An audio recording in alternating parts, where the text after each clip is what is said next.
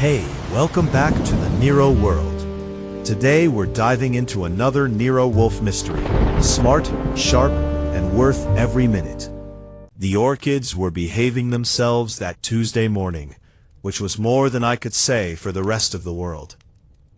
I was at my desk on the ground floor of the brownstone on West 35th Street, working through a stack of correspondence that Nero Wolfe had been ignoring for 11 days, when the doorbell rang at 20 minutes past 10. Fritz Brenner, our chef and household manager, was in the kitchen, performing some ritual involving a copper pot and a quantity of shallots that smelled expensive. So I pushed back my chair, straightened my tie, and went to answer it myself. The woman on the stoop was worth straightening a tie for. She was somewhere between 35 and 40, with dark hair pulled back in a style that was elegant without trying too hard, and green eyes that were doing what green eyes do when they belong to a woman in trouble, moving fast and settling nowhere. She wore a charcoal wool coat, well cut, and carried a bag that had cost someone a serious conversation with a credit card. Her shoes were Italian, and her expression was somewhere between determined and frightened, which is a combination I've seen walk through that door more times than I can count. "Mr. Goodwin," she said. "Last time I checked, you have the advantage of me. My name is Catherine Voss. I need to speak with Mr. Wolfe. It's urgent." "Most things that arrive at this door are urgent," I said pleasantly. "Mr. Wolfe doesn't see people between 9 and 11 in the morning.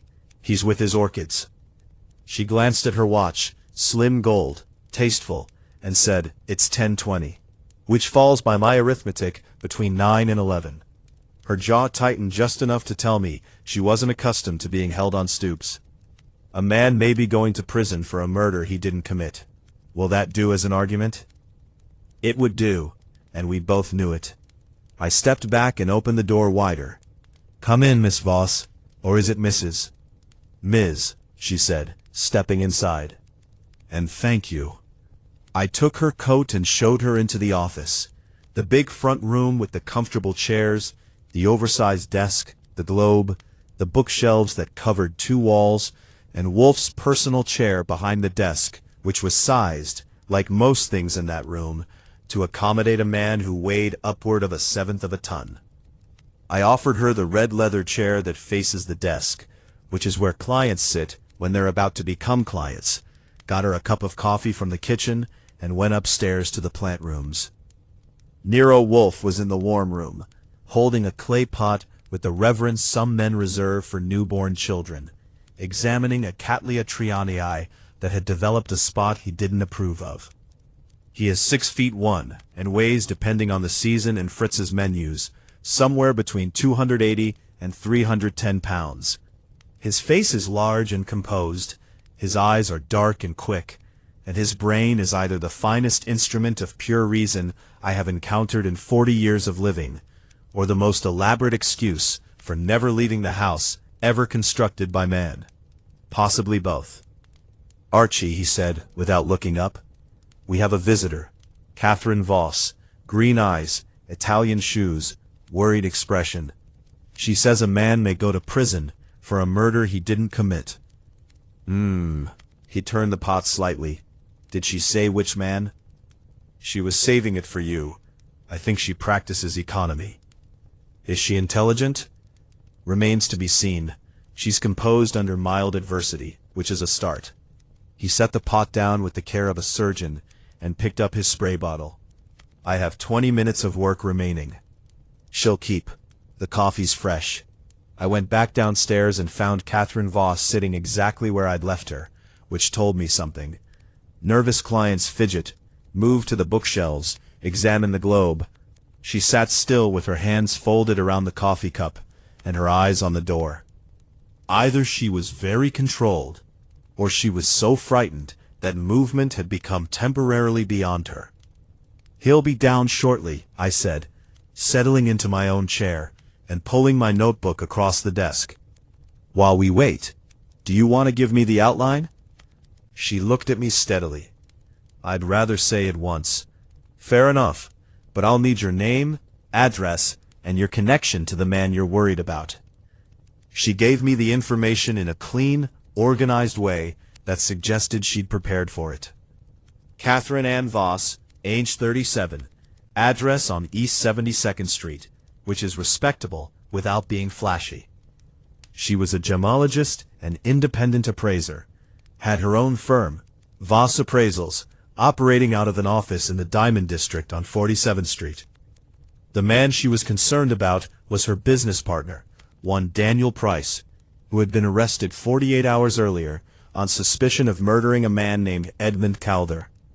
She said all of this in the tone of someone reading a prepared statement, and then the controlled quality cracked just slightly when she said Calder's name, and I filed that away. Calder, I said. Edmund Calder. Should I know that name? He was a private dealer, very high-end, colored stones primarily, emeralds, rubies, sapphires. He worked with collectors and estates.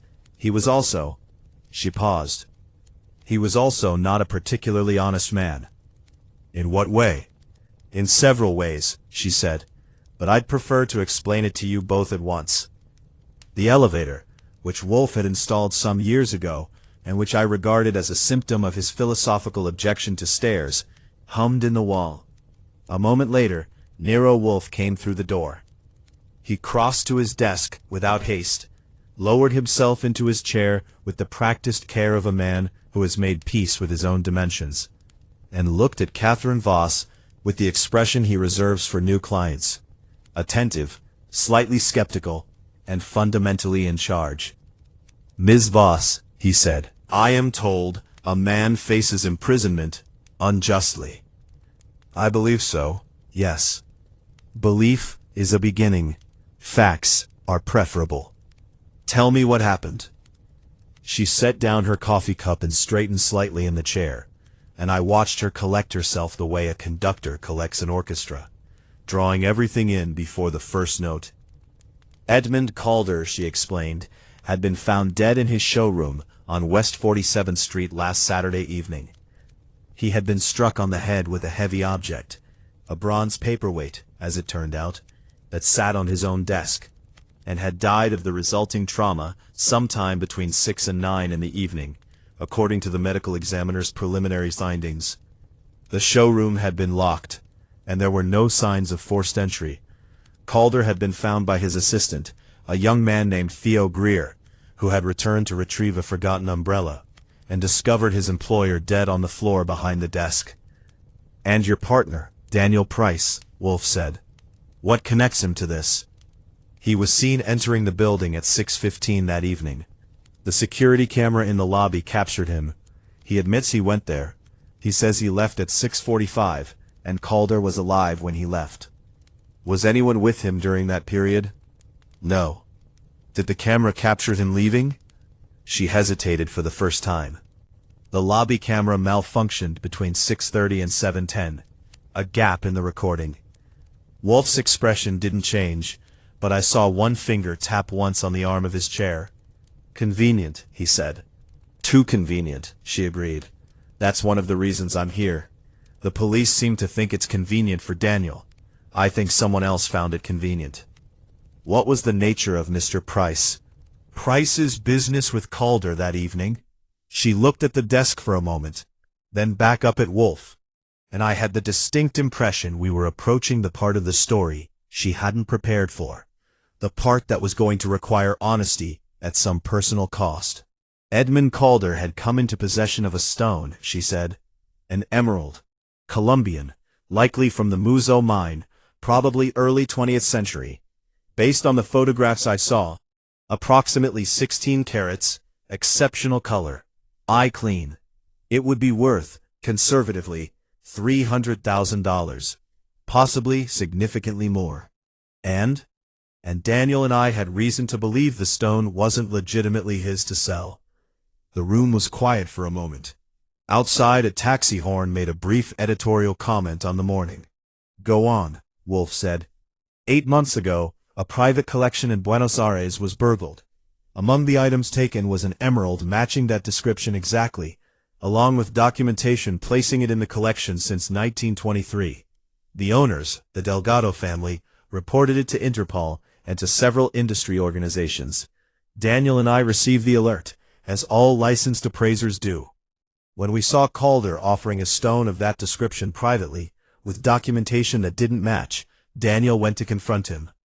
To confront, Wolfe said, not to report? Daniel wanted to give Calder the opportunity to explain, or to return it. That, I said from my corner, is a generous interpretation of Daniel's motives. She looked at me with those green eyes and said calmly, Daniel is a generous man. Wolfe placed his hands flat on the desk. Ms. Voss, was Mr. Price attempting to acquire the stone himself? The silence lasted exactly 3 seconds, long enough to be meaningful. He was exploring options, she said. I see. Wolfe leaned back, and the familiar expression settled over his face, that particular combination of interest and disdain that means the situation has become sufficiently complicated to be worth his time. And now, Edmund Calder is dead. The stone's whereabouts are presumably uncertain, and your partner is in police custody. Yes, and you wish me to demonstrate his innocence. I wish you to find out who actually killed Edmund Calder. Wolfe looked at her for a long moment, then shifted his gaze to me. I gave him a fractional nod, which meant she's holding something back, but she's not lying about what she said. Very well, he said. My fee is $10,000 as a retainer, against which expenses are charged. If I succeed, a further $15,000.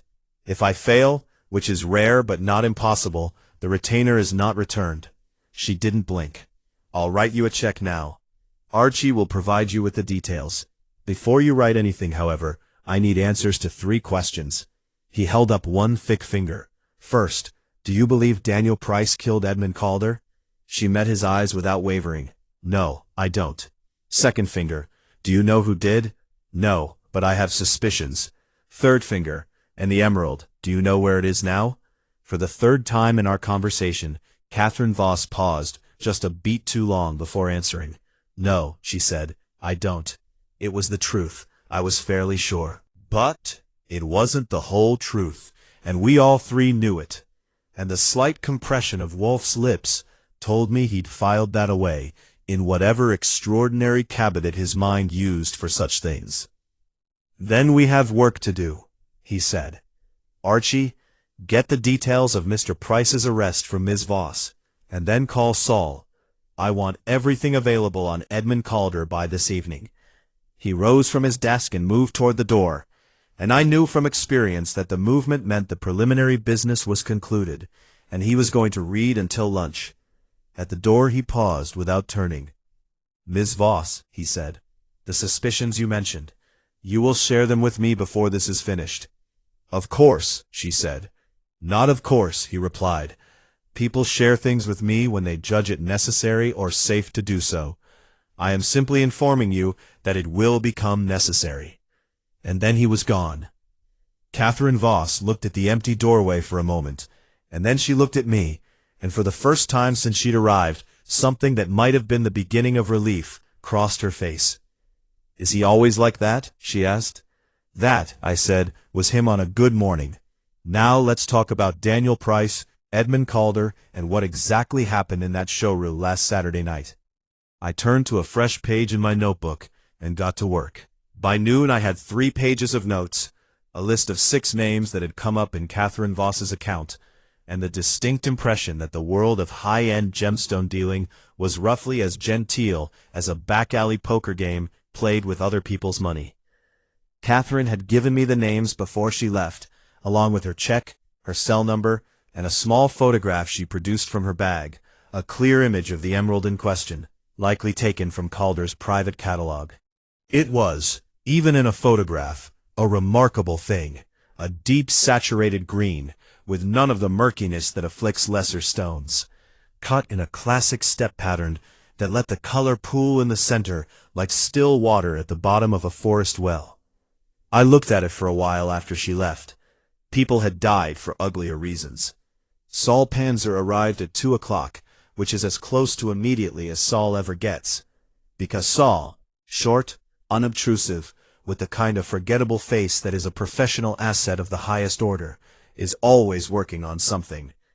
He is the best freelance operative in New York, and possibly in the hemisphere, and Wolfe uses him the way a chess player uses his queen, sparingly and for positions that matter. I gave him the outline and the name list while Wolfe ate lunch, a lamb preparation that Fritz had been constructing since morning, the aroma of which had been making the ground floor smell like a very good restaurant since 11 o'clock. Calder I know a little, Saul said, helping himself to coffee. He's been around the district for 15 years or so. Very private practice. No storefront, no website to speak of, all word of mouth. High net worth clients. There have been questions about provenance on a few of his pieces over the years, but nothing that ever stuck. Questions from whom? The trade, mostly. A dealer named Margolis made noise about a ruby 3 years ago. Got quiet fast. The inference was that Calder had either good lawyers or flexible relationships with the people who might complain. Or both, I said. Both is usually how it goes with that type. Saul glanced at my list. Who are the other names? I went through them. Beyond Calder and Price, Catherine had given me 4 people she considered relevant. Theo Greer, Calder's assistant who had found the body, a woman named Irene Walcott, described as Calder's primary private client and social companion, a man named Russell Haig, who was identified as a competing dealer who'd had recent and unpleasant dealings with Calder, and a 4th person who was described as a lesser-known figure, likely connected to Price. And finally, a name Catherine had offered with some visible reluctance. A man named Marcus Vane, who was described only as someone who wanted the emerald badly. Vane, Saul said, and something in his tone made me look up. Marcus Vane. You know him? I know the name. He's a collector. Serious money, serious collection. He has a reputation in certain circles for being persistent when he wants something and unpleasant when he doesn't get it. He paused. He also has some connections to people who operate in the gray areas of import and export. Gray as in charcoal, or gray as in barely visible? Depends on the light you look at them in. He finished his coffee. I'll have what I can get by tomorrow morning. After Saul left, I called Inspector Kramer's office, and failing to reach Kramer, reached his assistant, who confirmed what Catherine had told me about the arrest. Daniel Price, age 44, was being held pending arraignment. The DA's office was pressing on the lack of alibi and the camera gap, along with what was described as additional forensic evidence that hadn't been specified publicly. I made a note to find out what the additional evidence was, which would require either Kramer or one of the other contacts I maintain at the NYPD through the specific combination of persistence and occasional usefulness. Wolfe emerged from the dining room at 3:30, settled behind his desk, and looked at me. "Report," he said. I reported. He listened with his eyes half closed, which means he's listening most carefully, and didn't interrupt except once, when I mentioned Marcus Vane. "Vane," he said. "First name Marcus?" "Yes, you know him?" "I know of him. He attempted to purchase a collection of Colombian emeralds at a Sotheby's auction 4 years ago and was outbid. He subsequently made what were described, by the party who outbid him, as unsolicited and unpleasant overtures to purchase the stones privately. He opened his eyes fully. He is persistent and has considerable resources. That is a combination that can be either productive or dangerous, depending on the man's character." "And what's your assessment of his character?" "Insufficient data. Arrange interviews. I want to see all 4 of the peripheral figures, Greer, Walcott, Haig, and Vane, here, in this office, at your earliest arrangement." "And Price himself?" "Mr. Price is in custody. We must work around that inconvenience for the moment." He picked up the book that was waiting on his desk, something thick, with a German title. "Tonight, I will think. Tomorrow we will begin in earnest." Getting 4 people to come to Wolfe's brownstone requires different techniques for different personalities, and the next morning I employed all of them. Theo Greer was easiest. He was 26, clearly frightened, and when I called him and mentioned that Nero Wolfe was investigating the case, he said, "Oh, thank God," in the tone of someone who'd been waiting for exactly that. He arrived at 10 o'clock sharp, in a suit that was one size too large in the shoulders, which told me he bought it for a previous weight. Grief or shock could account for that. Or guilt. I filed it. Greer was slight and fine-featured, with sandy hair and the kind of nervous energy that expresses itself in very careful stillness. He sat in the red chair and held his knees together and answered Wolfe's preliminary questions in a quiet, precise voice. He'd worked for Calder for 3 years, handling logistics, scheduling client meetings, maintaining records, managing the physical inventory when pieces were on premises. He described Calder as demanding but fair, which is what people say about employers they were afraid of and are now afraid to speak ill of. On the evening of Mr. Calder's death, Wolfe said, "You returned to the office for a forgotten umbrella." "Yes." "At what time?" "A little after 8. 8:10, I think. Maybe 8:15. "You possessed a key." "I had an entry code." "Yes, for the elevator lobby." "And you found Mr. Calder?" "Behind his desk." A brief compression of the thin mouth. There was a lot of blood. I called 911 immediately." "Was anything disturbed in the office, other than Mr. Calder?" Greer thought about this with apparent care. The desk had been gone through, some files were out, and the display case, the one in the corner, where he kept pieces that were in process, between showing to clients, the case had been opened. I noticed it because he was very particular about keeping it locked. "What was in the case ordinarily?" "It varied. At the time," he stopped. "At the time," Wolfe said pleasantly, "there had been an emerald, a large Colombian stone. He'd acquired it recently and was in discussions with a client about it." He looked at his own hands. "I don't know if it was there that evening before. I didn't know what was in the case when I left at 5:30. I'd noticed the stone earlier in the week." "Was the case empty when you found it open?" "Yes." I wrote "Emerald missing" and circled it, though I suspected that qualified as one of the more foreseeable developments of the case. Irene Walcott arrived at 11:15 and sat in the red chair as if she'd designed it for herself. She was 60, perhaps 62, with silver hair worn short, and the kind of self-possessed bearing that either comes from old money or from a very thorough imitation of it.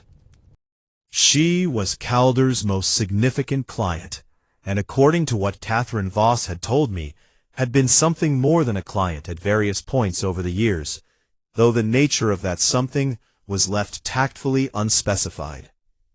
She was also the sort of woman who assesses a room the moment she enters it, and adjusts her behavior accordingly. She assessed Wolfe with a glance, assessed me with a second glance, and then composed herself as if she'd decided we were both approximately what she'd expected. "Mr. Wolfe," she said, "I've heard of you. The reputation is, I hope, accurate on the points that matter," Wolfe said. "Mrs. Walcott, were you aware of the emerald Edmund Calder was offering?" Whatever she'd expected him to open with, it wasn't that. "You don't waste time on preliminaries," she said. "I find they are often a device for postponing honesty. The emerald, please." She looked at him for a moment with something that might have been appreciation. "Yes," she said. "I knew about it. Edmund showed it to me 3 weeks ago. He was asking 400,000. And you?" "I was considering. It was a magnificent stone." "You are knowledgeable about gems?" "I've been collecting for 30 years. I like to think so." She opened her bag and removed a pair of gloves she didn't put on, just held. I had some concerns about the documentation. As did others, apparently. Edmund had a flexible relationship with paperwork. Usually it resolved itself, but this stone had a particular history. She paused. "I did some research of my own. I found the Interpol alert about the Delgado collection. And you told Mr. Calder this." "I told him I needed clean provenance or I couldn't proceed. That was 2 weeks ago." Her expression was precisely controlled. "He said he was working on it." "Working on documentation," Wolfe said. "I presumed so." Russell Haig arrived at 2 o'clock and was the first of the 4 to make me actively wary. He was 50-something, broad, with the compact energy of a man who'd spent his life in physical work before transitioning to something more lucrative. A quality that exists in some corners of the jewelry business. He sat in the red chair, the way men do when they've decided not to be comfortable in it. Perched, shoulders squared, ready to stand. He was a dealer, like Calder, but more conventional. He operated a shop on 47th Street, with a public front and a legitimate client list. His conflict with Calder, according to Catherine's account, had begun over a client in common, who'd been steered away from a piece of Haig's, with what Haig considered to be deliberately false information about its quality. Calder was a snake, Haig said, without waiting to be asked. I've thought so for 10 years, and I'll say it now he's dead as freely as I said it when he was alive. When did you last see him? Wolfe asked. Last Thursday. I went to his office to discuss the situation with a mutual client. Vincent Alderman, a collector who'd bought from both of us. Edmund had told Alderman that a sapphire I'd sold him was fracture-filled. It wasn't. The treatment disclosure was complete and accurate. Edmund knew it and said it anyway. What was the result of that meeting? Haig's jaw worked briefly. Unproductive. Edmund denied saying it and suggested Alderman had misunderstood, which was a lie we were all aware of, but couldn't prove. Were you angry? Of course I was angry. I'm a professional, Mr. Wolfe, not a saint. An important distinction. Did your anger inspire any action beyond Thursday's conversation? No. The word was flat and certain. I didn't go back to his office. I didn't contact him. I was angry enough to be glad he's dead, and honest enough to tell you so, and sensible enough not to have done anything about it myself. It was a candid self-portrait, and I noted that it told us almost nothing useful, which is sometimes a form of cleverness. Marcus Vane arrived at 4 o'clock, which was the appointment I'd been most uncertain about securing. He was not the type to visit people on request. But when I called his assistant and mentioned that Nero Wolfe was working on the Calder murder, there was a pause, and then the assistant said she would check Mr. Vane's schedule. He was 55, tall and angular, with the elongated fingers of a man who handles delicate things for pleasure, and eyes that were the pale, depthless blue of certain aquamarines. He wore a suit that I couldn't price, but which clearly cost more than most people's furniture. He sat in the red chair as if he'd bought it. Mr. Wolfe, he said, I've been expecting someone to come to me about this. And yet you went to no one yourself, Wolfe observed. I have no information relevant to a murder inquiry. I didn't say you did. I said you'd been expecting someone to come. The two statements are not contradictory. Wolfe regarded him steadily. You wanted the emerald. I'm a collector. I want many things. You specifically wanted this emerald. You'd made an approach to Calder 2 weeks ago. A fractional pause, the first. We had a conversation. About price? About many things. He reached up and adjusted a cufflink that didn't need adjusting. Edmund and I had a complex relationship. We've known each other a long time. There were overlapping interests and competing ones. Were you aware of the stone's disputed provenance? I was aware there were questions. Did those questions affect your interest? He looked at Wolfe with those pale eyes and said very calmly, I collect stones, Mr. Wolfe. The stones themselves are not responsible for the histories of the people who've held them. A philosophical position, Wolfe said, one that conveniently removes ethical impediments. One that has a long tradition in the collecting world. Traditions, Wolfe said, are frequently the dignity we retroactively confer on expedients.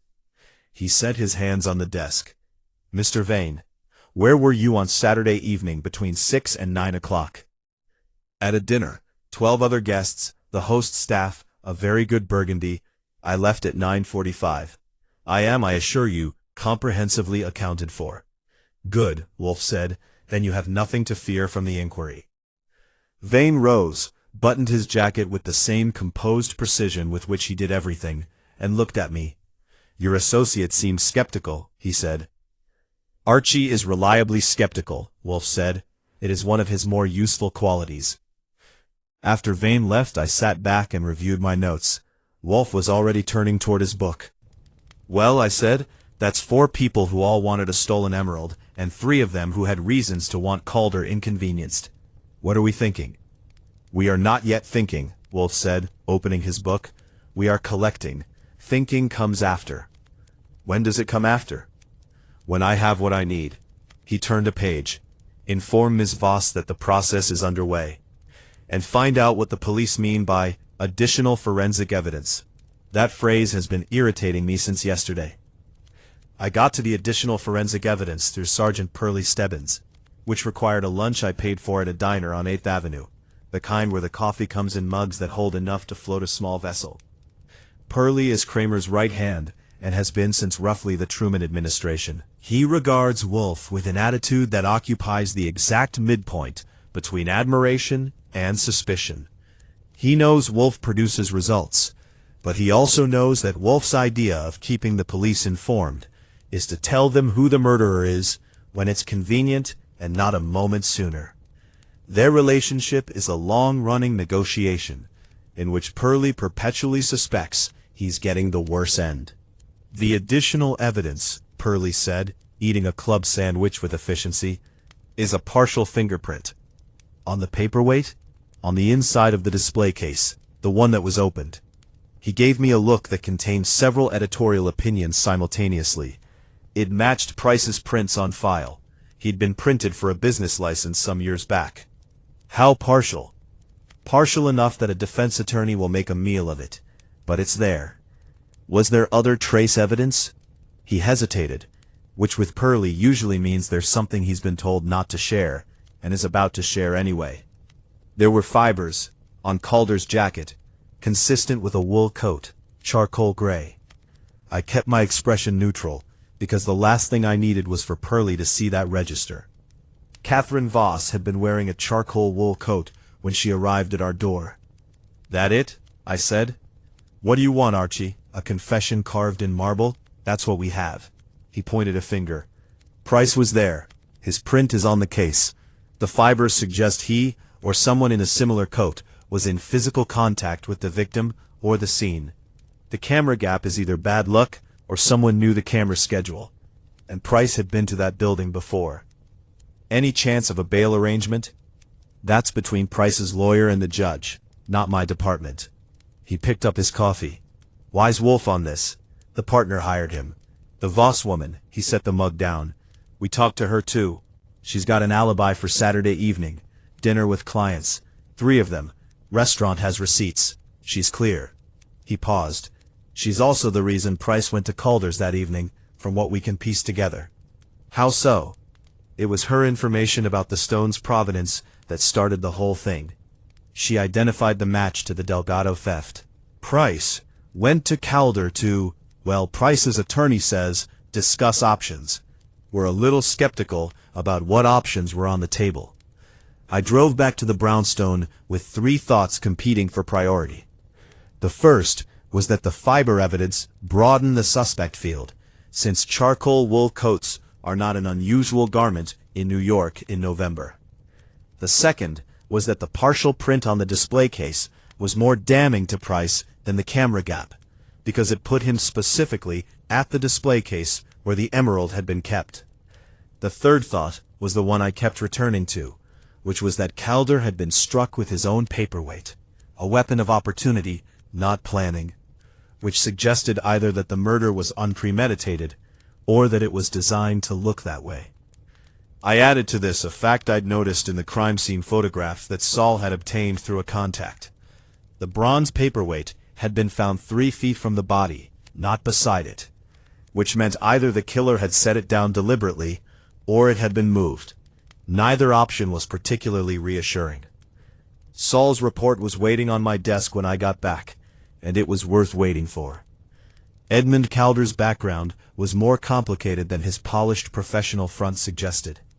He had been investigated twice, once 15 years ago in connection with an estate jewelry dispute that was settled privately, and once 8 years ago when a client alleged that a piece he'd certified as authentic was a forgery.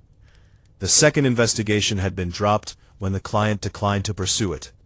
Informed speculation in the trade attributed this to a financial arrangement, though nothing was documented. He had 3 ex-business partners, 2 of whom had parted with him under contentious circumstances. He had no living family on record. More interesting was what Saul had found about the emerald's immediate history. Calder had acquired it 4 months ago, not from any auction or documented sale, but through what was described in his own records. Saul had a contact, as a private acquisition, the details of which were not specified. The acquisition had been accompanied by paperwork claiming the stone had been in a French private collection since 1978, which was inconsistent both with the Delgado documentation and with certain technical details about the cut that suggested a South American origin and an earlier period. Someone made those documents, I said, having read Saul's report to Wolfe over the dinner table. Fritz had prepared a duck confit that deserved an audience less preoccupied with murder. But what can you do? Either Calder made them, or whoever sold him the stone did. Both possibilities have implications, Wolfe said. If Calder manufactured the provenance, he was operating a deliberate fraud and would have had reason to fear discovery. If the provenance came with the stone, the question becomes who provided it, and what their interest in the stone's movement might be.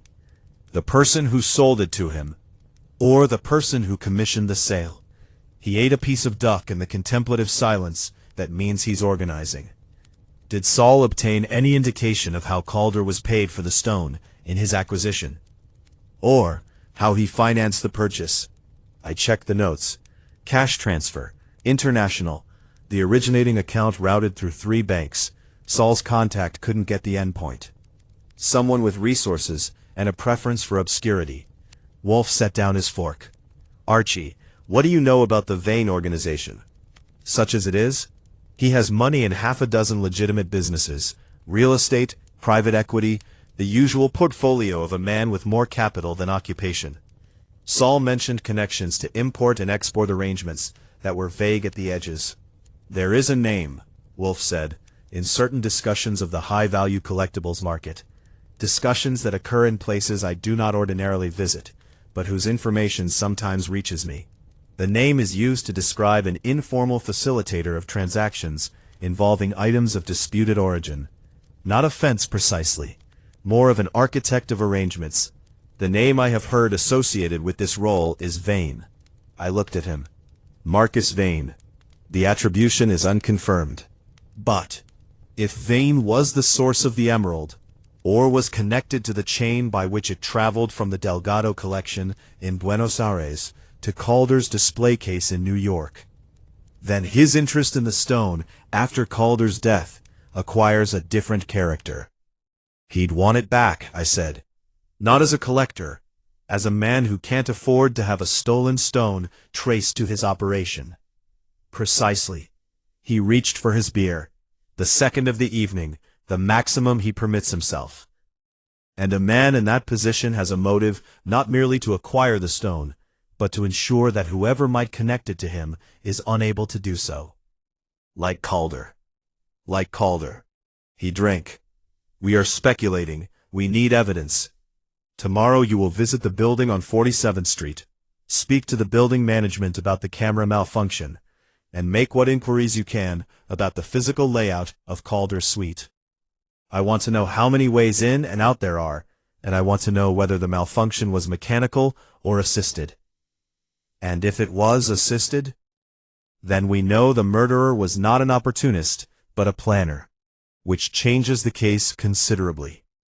I looked at the photograph of the emerald, which I'd set on the table because I'd taken to carrying it. The stone looked back from its image with the dumb, magnificent indifference of all beautiful things. 16 carats, $300,000 at minimum, and somewhere in New York, in a coat pocket or a safe or a velvet pouch, it was sitting quietly while the people who wanted it arranged themselves around the gap its beauty had created. The following morning, Wolfe called for the principal interview. This is the technique I have observed him use in a dozen cases. The preliminary interviews provide him with the landscape, the contradictions, the terrain of lies and half-truths, and then he selects the most productive of the available contradictions, and illuminates them by placing the relevant parties in the same room. It is theatrical in the sense that everything carefully constructed is theatrical. But it is not theater. It is surgery, performed on the social body of a collection of people who believe they've said the right things and are about to discover otherwise. He wanted Catherine Voss and Irene Wolcott together. I made the calls. Catherine came willingly. Irene Wolcott came because she was curious, which was a quality I was beginning to respect about her. They arrived separately. Catherine first, at 10 o'clock, in a dark blue coat this time, and Irene Wolcott at 10 past, in a cashmere the color of a winter sky. They regarded each other across the office with the calibrated wariness of two people who know of each other without knowing each other, which suggested their worlds had overlapped without quite intersecting. Wolfe descended from the plant rooms at 11. He examined them both from behind his desk, with his fingers laced on the blotter, and began without ceremony. Thank you both for coming. I will explain why I asked you here together. Each of you has given me an incomplete picture. When incomplete pictures are placed side by side, the gaps sometimes become apparent. He directed his gaze to Irene Wolcott first. Mrs. Wolcott, you told me you had concerns about the Emerald's documentation and communicated those concerns to Mr. Calder 2 weeks ago. And yet you continued to consider the purchase. I was waiting for the provenance issue to resolve. Did you contact anyone else about the stone? Anyone outside your conversation with Calder? A pause. Brief, but Wolfe catches pauses the way a conductor catches a flat note. I made some inquiries in my own network to understand the stone's background. Who specifically? Another pause. I spoke with a dealer I've known for some time. He has connections to the South American market. His name? I'd rather not. His name, Mrs. Wolcott. She looked at him steadily for a moment, then said, a man named Vane. Catherine Voss turned her head. Wolfe didn't. You contacted Marcus Vane, he said. He's a collector I've known for several years. I asked him whether he knew anything about a large Colombian emerald recently in private circulation. It was a casual inquiry. And his response? He said he wasn't aware of any such stone. She folded her hands. Which, given what you're implying, suggests he lied to me. What am I implying? You're implying Vane knew about the stone, possibly that he was involved in its provenance. You arrived at that conclusion quickly. I'm not a slow woman, Mr. Wolfe. Wolfe turned to Catherine. Ms. Voss, you identified the match to the Delgado theft. How precisely? The Interpol alert included 4 photographs of the missing stone from different angles, along with measurements and a description of a specific natural inclusion visible in the lower left facet. A small feather, slightly darker than the body of the stone. Calder's stone, in the photographs I saw from his private listing, had an inclusion in the identical position with the identical character. You communicated this to Price. Yes. And his response was to go to Calder's office on Saturday evening. That's right. Did you know he intended to go that evening specifically? He told me he was going to speak to Calder. I didn't know precisely when. Did you advise him to go? She met his gaze. I told him I thought it needed to be addressed directly. Yes, I encouraged him to go. And if the police were to suggest that your encouragement placed Mr. Price in a position that now appears to implicate him in a murder, how would you respond to that? It landed hard. I watched her absorb it, and I watched the color stay steady in her face, which required something. I would say, she said carefully, that I didn't know Calder would be murdered that evening, and that encouraging a business partner to address a serious ethical problem is not the same as placing him in danger. No, Wolfe agreed, it is not. But perception in a courtroom is a stubborn thing. He shifted. Now, the emerald is missing. The police have not recovered it. The person who took it from Calder's display case, whether they murdered Calder or arrived to find him already dead, currently possesses it. Or disposed of it, Catherine said. Possible. but unlikely. That stone, if it is what the Delgado documentation says it is, would be extremely difficult to dispose of quickly without leaving traces. The market for stones of that quality and size is not anonymous. He leaned back. Someone has it, and someone knows who has it. I suspect between the two of you, more is known about this than has been told to me. Outside, a bus went by on 35th Street with the civic indifference of public transportation. I may know one thing, Irene Walcott said slowly, that I did not think was relevant. Tell me, and I will assess its relevance. She reached into her bag and removed a small envelope. From it she took a card, a business card, handwritten on the back, with an address and a time. This came to my apartment, delivered by hand, 2 days after Calder was killed. No signature. I took the card from her, with the careful fingertips of someone who has seen Wolfe's expression when evidence is mishandled, and carried it to the desk. The address on the back was in the West 40s, not the Diamond District, further west. The time written below was Saturday, 8 p.m. This Saturday, Wolfe said. 4 days from now. An invitation, I said, to something. Or a delivery, Catherine said quietly, and when we looked at her she added, I received one too.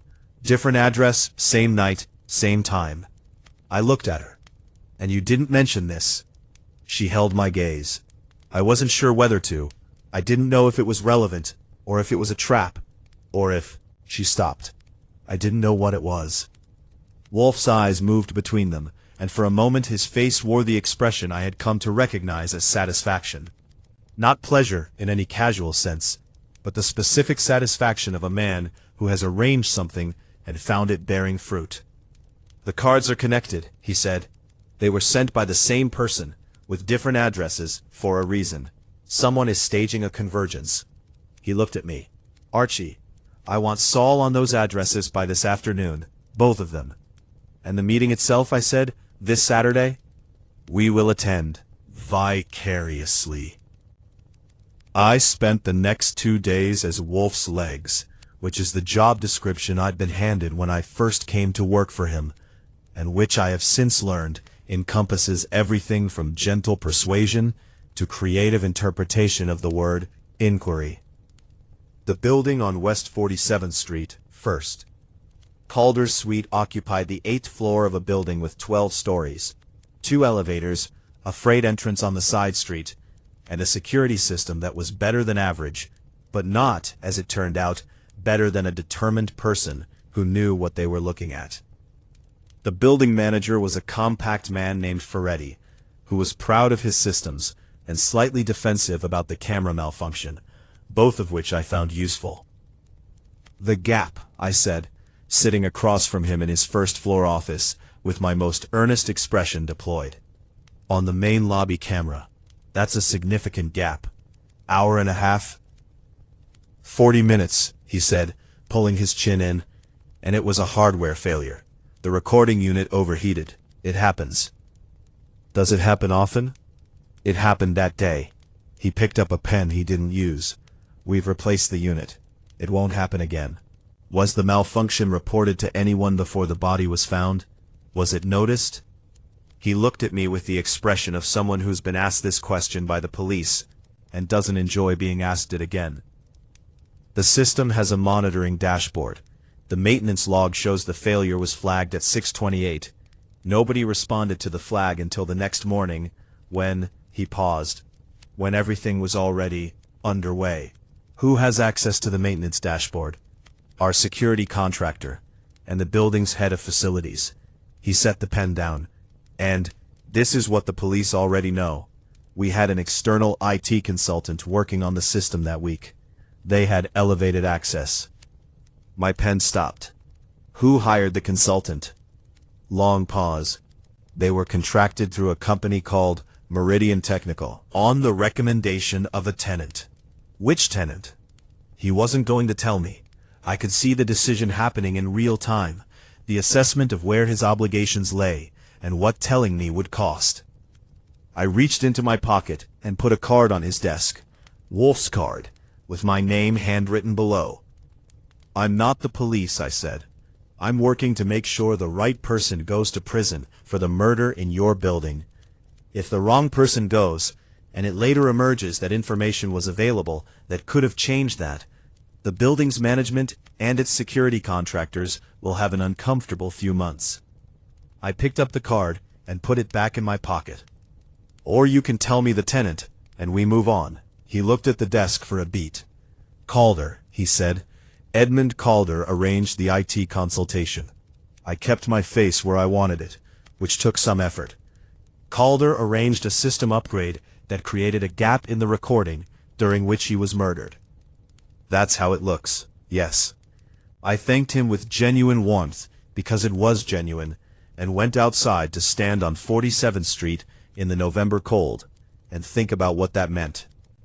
Calder had arranged the camera gap, which meant either Calder was expecting a visitor he didn't want recorded, and the visitor killed him, or someone had learned about the gap, which Calder had created for his own purposes, and used it opportunistically.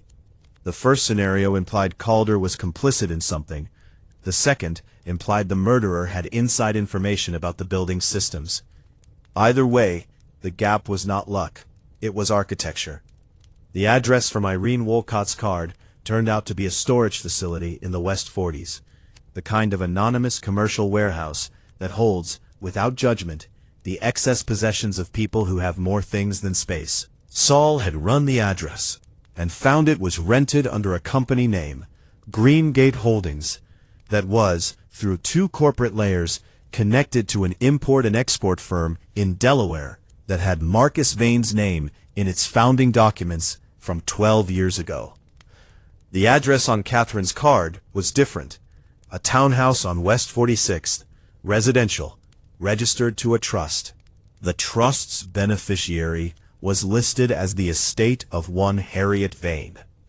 Marcus Vane's mother, Saul had found, had died 3 years ago. The trust was his, effectively. I called Wolfe with both findings from the street, using the cell phone he permits me to call him on, despite his documented objections to the device. Vane owns or controls both locations, I said. Yes. A pause that I interpreted as thoughtful. Archie, there is something I want you to attempt. It is mildly unorthodox. My specialty. I want you to visit Daniel Price in custody. I'm not his attorney. No, but you are at the moment his best advocate outside the legal system. Call his attorney, the name is in the file, and arrange a visit as a representative of the firm retained by Ms. Voss. The attorney will permit it. I want to know specifically what Price observed inside Calder's office during his visit on Saturday. Not what he told the police, what he actually observed. There's a difference? There is always a difference. What he told the police was shaped by fear and the advice of counsel, which tends toward minimalism. What he observed is the raw data. I need the raw data. The jail visit was arranged by 3 o'clock, and by 4, I was sitting across a table from Daniel Price. He was a trim man of 44, who looked at the moment like a trim man of 54, the subtraction of 10 years, courtesy of 2 days in custody, and the particular anxiety of someone who is intelligent enough to understand precisely what they're facing. He had dark eyes, and the careful hands of someone who works with delicate things. Ms. Voss sent you, he said. She did. I work for Nero Wolfe. Something shifted in his face. Wolfe, he absorbed it. All right. I need you to tell me what you saw in that office. Not the version that minimizes your exposure. The version that's true. He looked at me for a long moment. I went there to talk to Calder about the Emerald. I knew about the Delgado match. Catherine had explained it. He stopped. I also had a buyer. Someone who wanted that stone and wasn't particular about its history. I was going to propose to Calder that we move the stone quietly, split the proceeds, and avoid the provenance problem by selling to a party who wouldn't care about it. Who was the buyer? He shook his head slowly. Someone I dealt with before on a smaller transaction. A private collector. Not someone I'd name in a place with recording devices. All right, continue. Calder was alive when I arrived. He paused, He was agitated, more than usual. He said he was expecting someone after me and needed me out quickly. I found that irritating, given what I was offering him. We argued. He was dismissive. I pressed him about the buyer, and he said the stone was already spoken for. Already spoken for, I said. Someone had already agreed to buy it. That's what he said. He wouldn't tell me who. He looked at the table. I looked at the display case while I was talking to him. The emerald was in it. I could see it from across the room. A beautiful stone. And then I left around 6:40, 45 maybe. He was alive.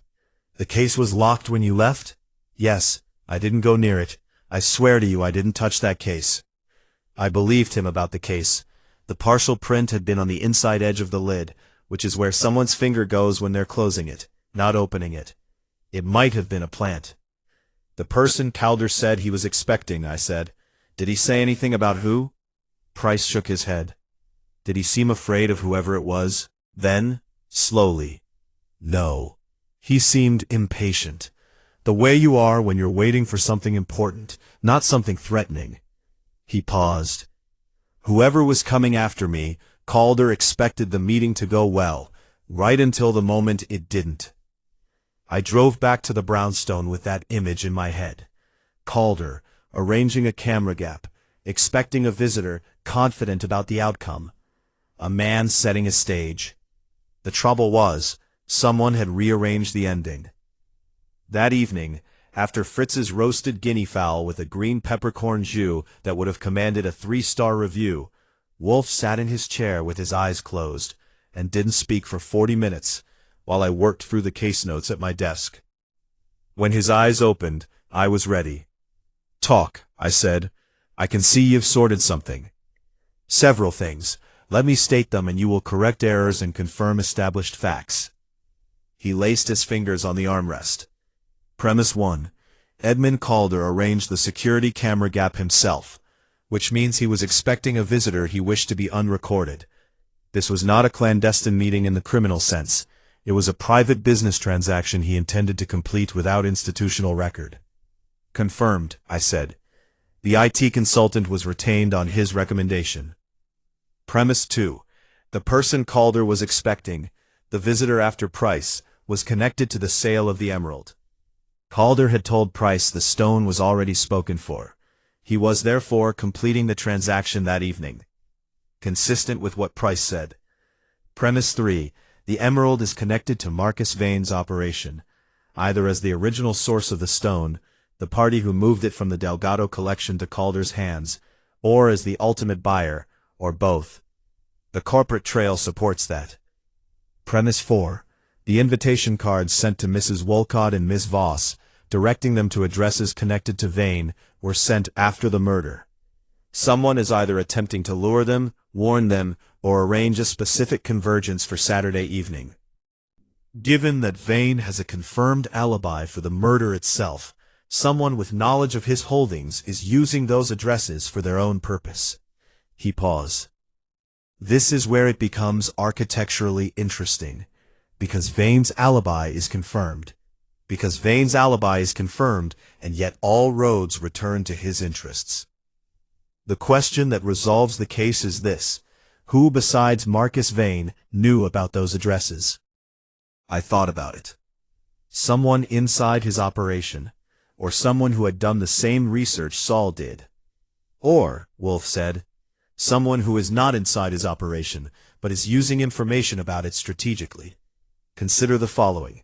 If Vane was the source who moved the emerald into the market, and Calder was his sales agent, and Calder was killed before the final transaction completed, then Vane's money is gone, his stone is gone, and the person who took it knows enough about Vane's operation to have identified those properties.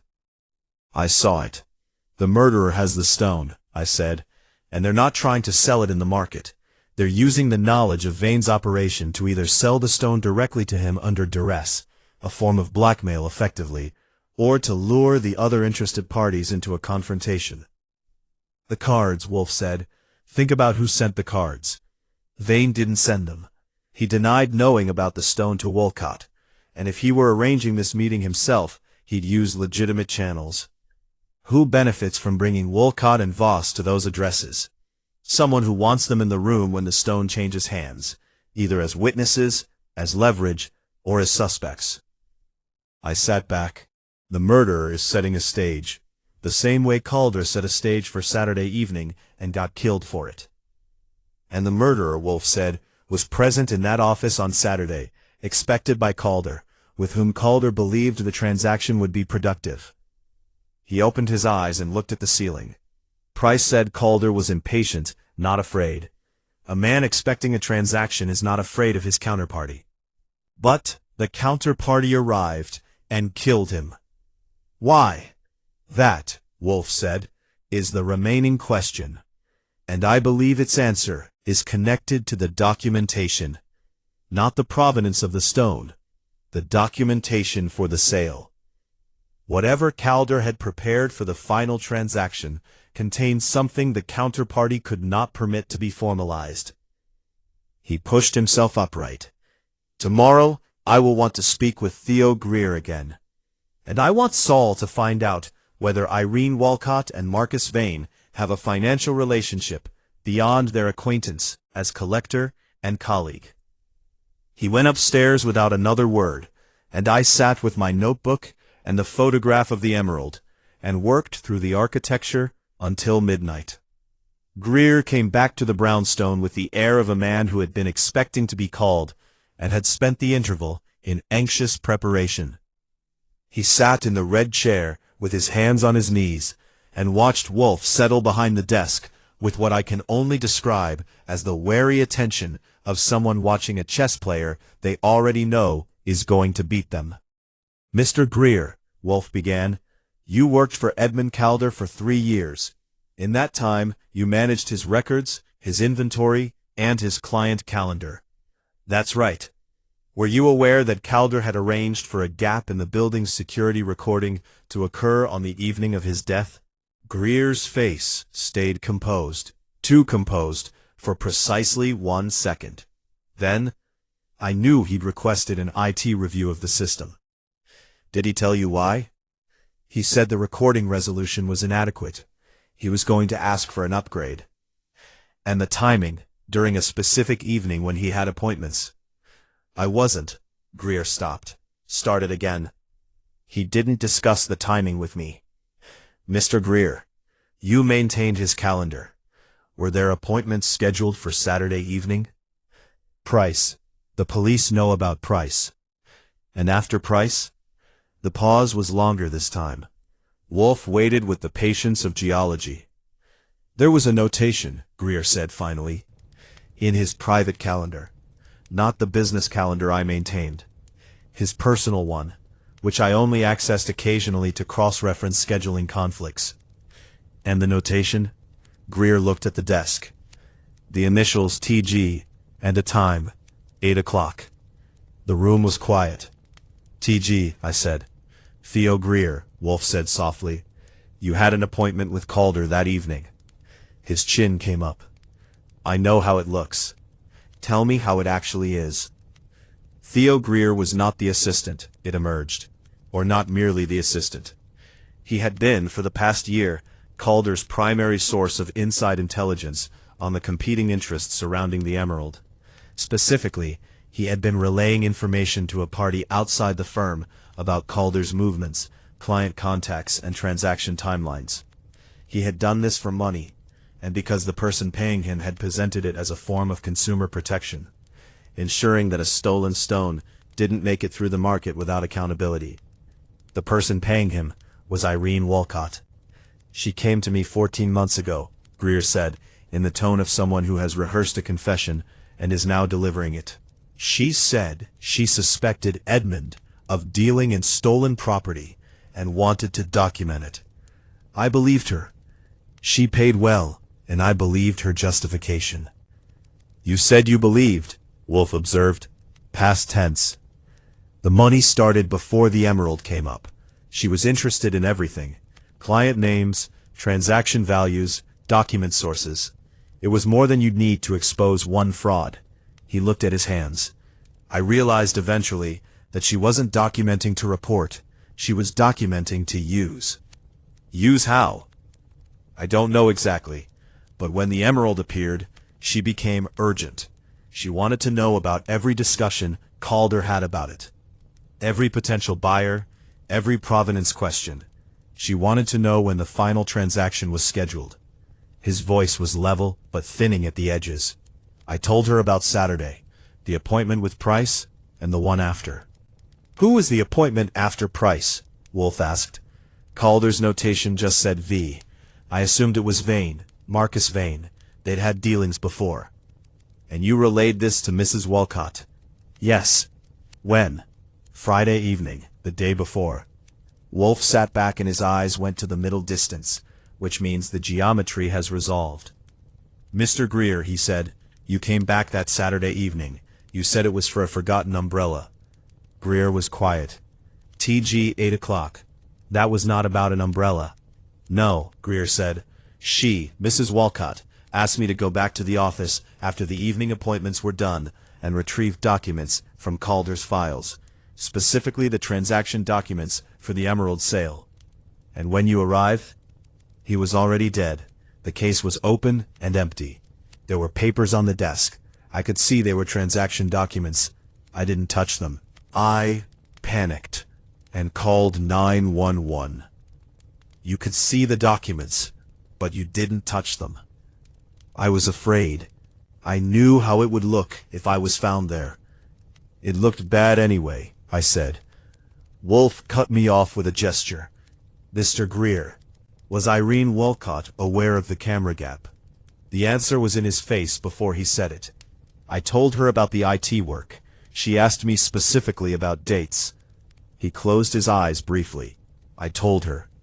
On Friday morning, Saul's final report came through on the financial connection Wolfe had requested. Irene Wolcott, through a charitable foundation she controlled, had funded a portion of the Vane operation's legal defense in an art import dispute 4 years ago. The connection was obscure and deniable. What it established was that she knew Vane, knew his operations more than casually, and had been in the orbit of the stolen property market longer than her composed collector persona suggested. The picture was complete enough now for Wolfe to do what he does best. He called everyone in for Saturday evening. Saturday evening at 8 o'clock, the Brownstones' office held 6 people besides Wolfe and myself. Catherine Voss, Irene Wolcott, Russell Haig, Marcus Vane, Theo Greer, and released on bail late Friday afternoon, a fact that had cost his attorney a significant effort, Daniel Price. I had arranged the chairs in a configuration that gives Wolfe sightlines to every face, and positioned myself to the side where I could watch the room without being its focus. Fritz had provided coffee and was in the kitchen, which is where he goes when Wolfe is about to do something that he has learned, over many years, to stay clear of. Wolfe regarded them from behind his desk, with the expression he uses for these occasions. Not theatrical gravity, not performed authority, but the simple, composed certainty of a man who is about to tell the truth, because he has found it. Thank you for coming, he said. Some came because the alternative, declining and remaining uncertain about what I know and have communicated to the police, was less comfortable than coming. Both motivations are equally welcome. He placed his hands flat on the desk. I am going to explain what happened on Saturday the 14th in Edmund Calder's showroom. I will then identify the person responsible. After that, Inspector Kramer, who is in the room adjacent to this one with Sergeant Stebbins, will proceed as the law directs. A sound from Vane's direction, not quite a word. He stopped it. Edmund Calder, Wolfe said, was a dealer in stones of disputed provenance. He was not unusual in this respect in his industry, though he was perhaps more systematic than most. He had been a reliable sales agent for Marcus Vane. Vane's face did not move. I gave him credit for that. Mr. Vane, through a corporate structure that Saul Panzer has documented thoroughly, was the source of the Delgado Emerald, the 16-carat Colombian stone that was stolen from a private collection in Buenos Aires 8 months ago and transported to New York through intermediaries. Calder had been tasked with finding a buyer and completing the sale. He was close to doing so, having identified at least one serious party willing to overlook provenance issues. The transaction was to be completed on the evening of his death. "This is speculation," Vane said. His voice was calm. "It is documented. I will not argue the point. The documentation will argue it in an appropriate venue." Wolfe moved on without pause. "Now, the murder." The room was completely still. Calder arranged a gap in the building's security recording. He did this to protect a transaction he wished to be unobserved. He was, in this, acting in what he believed to be his and his client's mutual interest. He was not arranging his own murder. He was arranging a routine precaution. He made an appointment for that evening with a buyer he trusted. He paused. His appointment was not with Marcus Vane, whose alibi is confirmed by 12 witnesses. It was with someone who had presented themselves to Calder as a private buyer. Someone who had expressed interest in the stone on terms Calder found acceptable. Someone Calder regarded as a serious collector of substantial means and established legitimacy. "The notation," Catherine said quietly. "She'd worked it out, I saw." She was looking at the room, not at Wolfe. Calder's private calendar notation was V, Wolfe confirmed. Not for Vane, for Voss. 3 people moved. Catherine turned to him sharply. Price's head came up, and Russell Haig, of all people, leaned forward slightly. Wolfe raised one hand. "Not Catherine Voss. The other V in this case, Irene Walcott's family name, before her marriage 40 years ago, was Vickers. She has operated periodically under the name Irene V. Walcott, using the initial for reasons of personal branding. Calder, who had known her for 15 years, and used informal notation in his private calendar, used the single initial he associated with her. Irene Walcott sat without expression. "She is an experienced collector," Wolfe continued. "She has also, for at least 4 years, operated in close proximity to the gray market of collectible stones, connected to Vane's operation not as a criminal participant, but as someone who understood its mechanics and occasionally benefited from its access. When the emerald appeared, she recognized both its value and its danger. She had already begun cultivating Theo Greer as an intelligence source. She knew about the provenance issues. She knew about Calder's intention to sell. What she also knew," Wolfe said with the quiet emphasis of someone setting down something heavy, "was that the transaction documents Calder had prepared for his buyer included her name. Calder, anticipating a legitimate sale to a long-standing client, had prepared a receipt of transfer in her name, naming her as the purchaser of a stone with fraudulent provenance. A document that, once it existed, would be recoverable by law enforcement and would implicate her directly in the acquisition of a stolen item." Irene Walcott's expression had not changed. It was the composed non-expression of a person who has decided to outlast the moment. She went to Calder's office at 8 o'clock, as arranged. She had made herself known to Greer as a concerned party, and had, I believe, represented her interest in the documents as self-protective, obtaining evidence of Calder's wrongdoing. In reality, she intended to recover those documents before the transaction was formalized. When she arrived, Calder presented the transfer documents for signature. Confronted with the paperwork that would lock her name to the stolen stone, she either demanded he destroy them or attempted to take them. Calder refused. He was, at that moment, a businessman completing a transaction he had invested months in, and he was not disposed to be overruled at the final moment. A faint sound from Greer, something he swallowed before it became a word. She struck him with the paperweight that sat on his desk. It was an impulse, not a plan. The woman who planned would not have left the documents scattered rather than taken them, and would not have left the stone behind. But panic is a poor editor. She took the stone from the case because the stone was the underlying value she'd pursued, and she left because she had to leave. Wolfe's voice was measured and final. She then proceeded to construct a secondary layer of camouflage.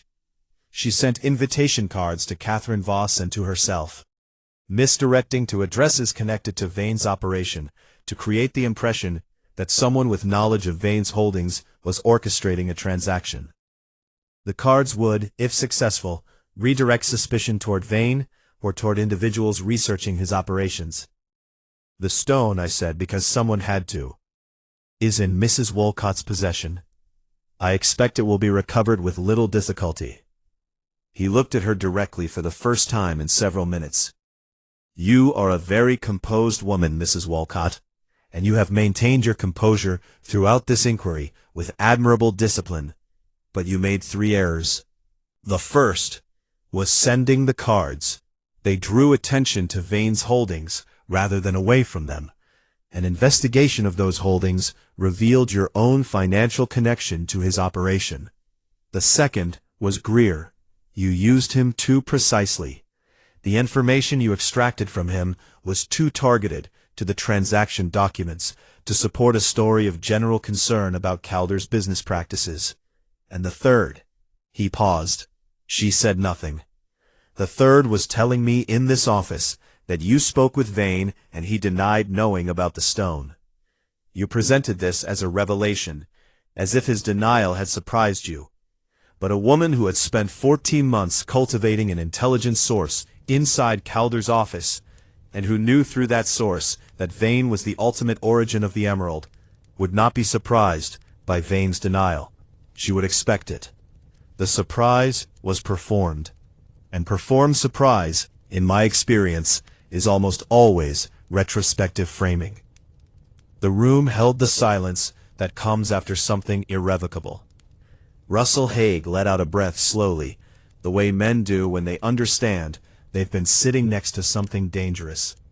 Daniel Price looked at the desk. Catherine looked at nothing in particular. The green eyes that had started this in motion, now still and somewhere far away. Marcus Vane, to his credit, looked only thoughtful, the look of a man calculating the dimensions of a problem. And Irene Wolcott looked at Nero Wolfe with the sustained, self-possessed gaze of a woman who had spent 60 years being underestimated, and said, "You'll need more than that in a courtroom." "Considerably more is available," Wolfe said. "The fiber evidence, charcoal wool, is consistent with the coat you wore on the evening in question.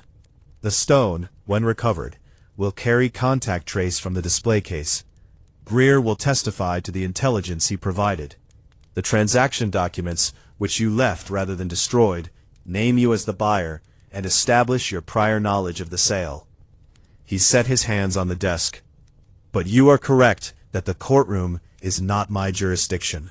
Inspector Kramer." The door opened, and Kramer came in, not particularly surprised. He never lets Wolfe see him surprised, which is a dignity I respect, even when it's fictional. Stebbins was behind him with the expression of a man who would rather be anywhere else, and intends to do his job efficiently regardless. "Mrs. Wolcott," Kramer said. She rose with the composure of someone attending a formal occasion she had not chosen, and had nonetheless decided to attend with full honors. She picked up her bag. She smoothed her jacket.